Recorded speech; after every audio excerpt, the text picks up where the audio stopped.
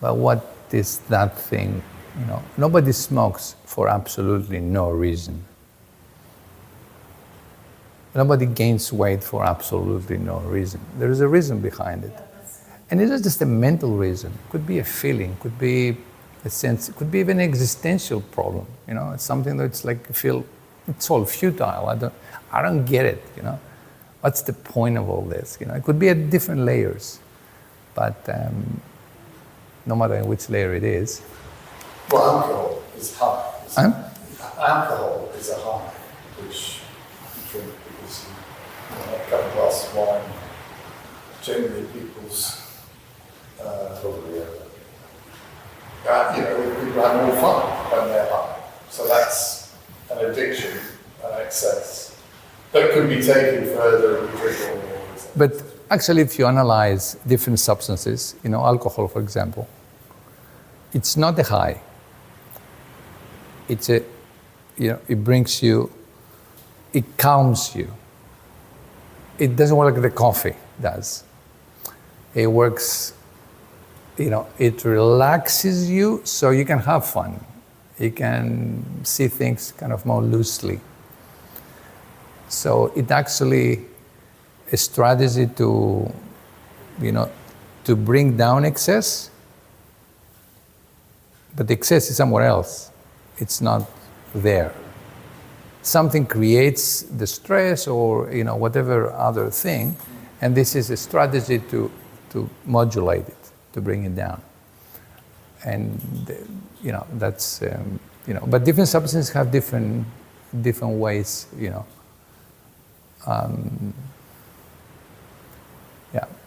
So alcohol is more. Alcohol kind of beats more. You can have drugs with different drugs like heroin versus cocaine, which is like on the opposite spectrums. Coffee, which is a stimulant, so it kind of picks you up, energetically speaking. Tobacco, it's a very tricky one because it does both. So you can use it to bring up serotonin levels and relax, or to give you a boost and having a dopamine hit. It's probably one of the very few things that does both, but people use it one way or the other mostly. But it has the capability to have both. So you can have stillness and alertness at the same time, which is, there are rituals and,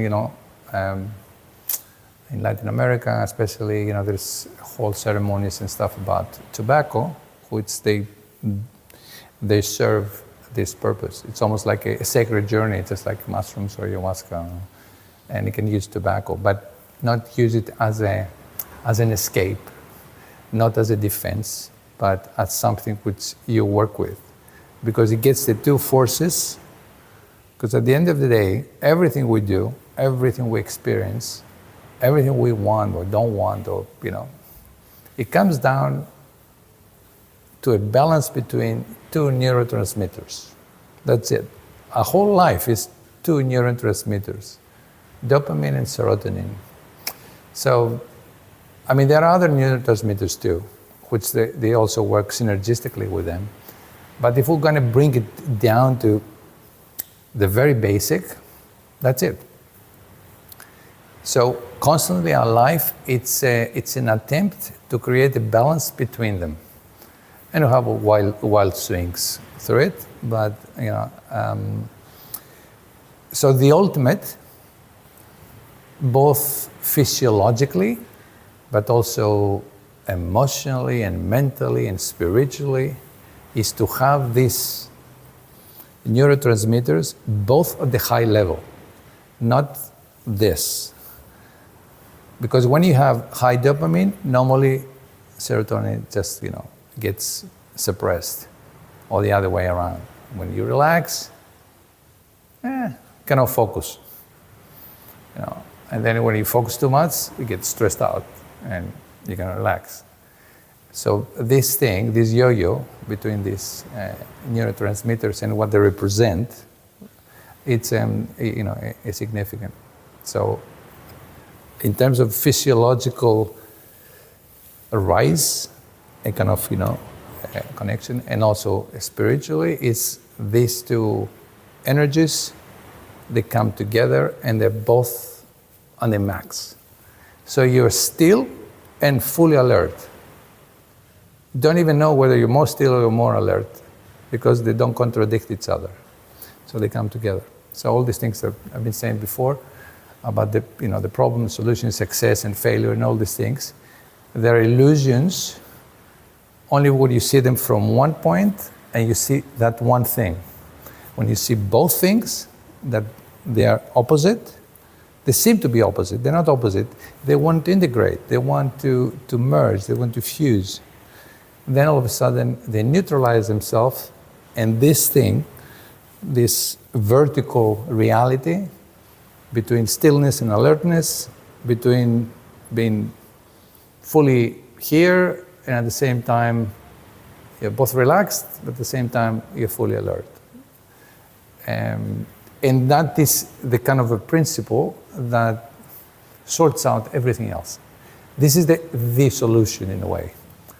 There are no solutions for individual issues, but the solution of how to get any issue and see how it plays this game between this and just, They don't even have to, it does not need any action, don't even need to bring it together. Just observing two things that are contradictory does it by itself. Say, look at that. I'm having this reaction, and I'm having this one too, and how they rotate, and how they, what's causing this, and then what's causing that, and then they stop being a big deal.